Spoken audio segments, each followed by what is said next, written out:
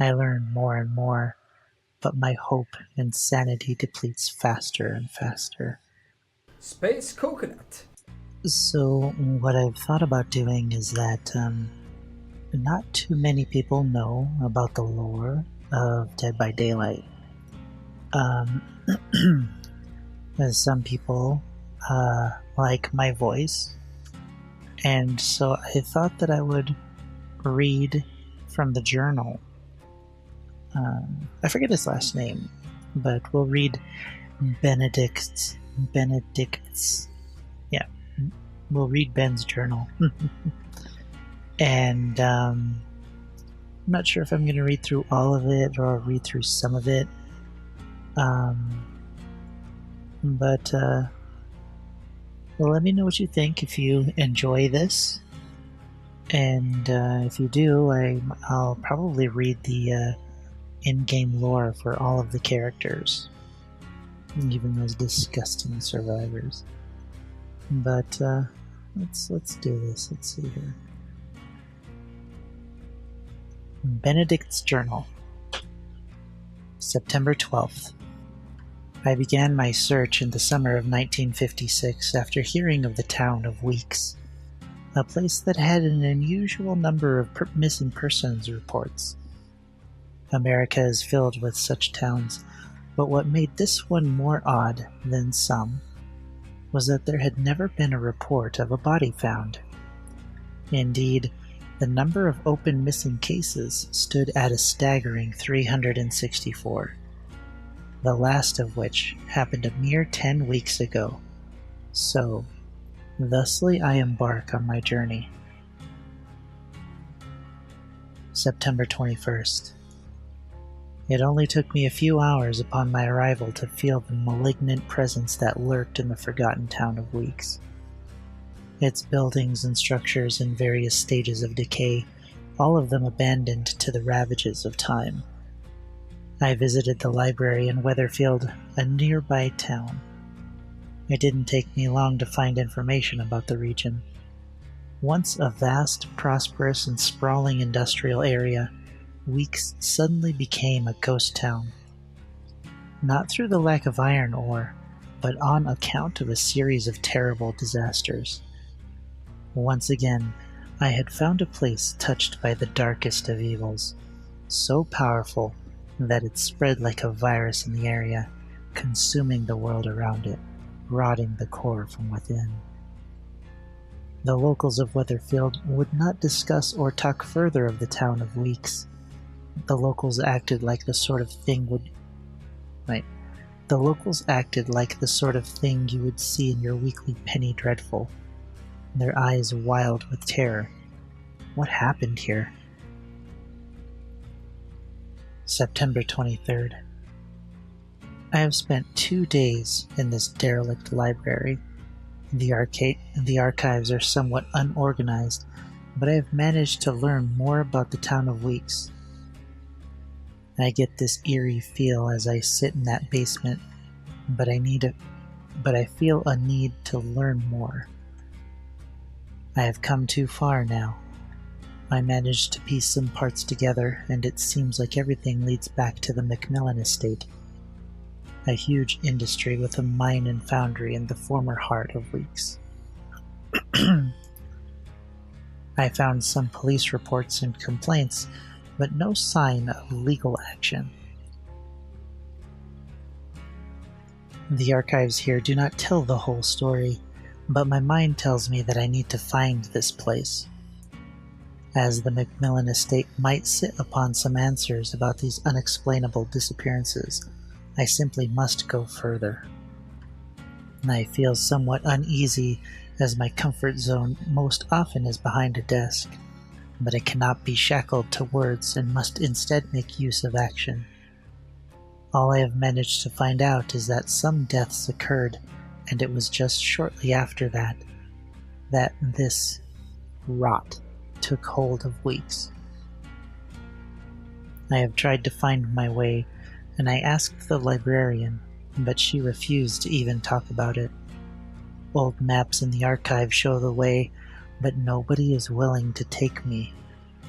I will set forth tomorrow, on my own. September. I cannot explain what happened today. I awoke to find myself in this strange place. I have no memory of how I came here. My last recollection was of leaving Weatherfield and beginning my journey towards the Macmillan estate. The last part I had to travel by foot. A seemingly never-ending fire burns next to me. I cannot even tell how long I lay asleep. This area of the woods seems to have no day or night, just an intolerable gloom. Unsure what awaits me, but I will keep filling this journal, maybe with a hope to warn others. Entry 1 after the awakening. Am I alive? I no longer know or care. I have tried to hike my way out of these forsaken woods to no avail. Multiple times I have tried to escape the fog, and each time I have come face to face with a nameless terror that stalks the darkness. A being in human form, even though I feel human is an exaggeration. It is a shadow of its former self, a horrid shadow. I fear I cannot escape this place, nor the being stalking these woods. I just barely managed to escape. Silence is the key, it seems. I have also seen this evil thing. This entity reaches out to pluck those who fall into its path, bringing them to its hideous construct where it plays with their soul for all eternity. The entity curses these innocents with an endless game of life and death. Each death brings an awakening into the fresh hell where the hunt begins again. I am but a mere puppet in this grim theater. Entry 6. What defines reality? Is it just that you can taste and touch, feel the pain as the blade slides between your ribs? Taste the iron-tinged flavor of blood in your mouth, and the smell of death as the darkness takes you? Is it hope that drives you on, hoping that the next time will bring your actual death, or hope that the next exit reveals a way back home? I yearn for some kind of escape, be it death or life. Entry 17. The entity is a force of darkness from an ancient place with no name, no sense of purpose other than to endlessly torture its victims over and over again. It is torture and not death it seeks, as there is always an escape. Perhaps it feeds off our hope, as it seems to offer it to us before dashing it cruelly at the last second. With each death I feel myself weaker, a little piece of my soul devoured by the darkness before I awake. I fear, eventually, that I will lose hope. I wonder, then, what this dark entity will do with me then. I want to find out, but I fear the answer. Am I alone here? I believe I have seen traces of others as the beings hunt me. All I seek is that soothing, flickering campfire light. Entry 26. Each killer seems pulled from a place of great darkness. Their own violent actions summon this most ancient of evils from its slumber. The entity reaches out, taking them willingly into the place between worlds, where it demands they do its bidding. They must hunt and kill the prey set in front of them. Some go willingly, others need to be convinced. The entity tortures them until they are less human and far more thing, until the last light of humanity has faded from their souls and they take up their weapons and sacrifice the survivors. The killers are needed to feed the entity with hope, with the hope that keeps it alive. I am a pawn in this parasitic charade. Or is it charade? Entry 49. My travels have revealed 4 hellish places connected by one true evil. Each one features a past so violent and disturbing that it all ends up a jumble of things I will never forget.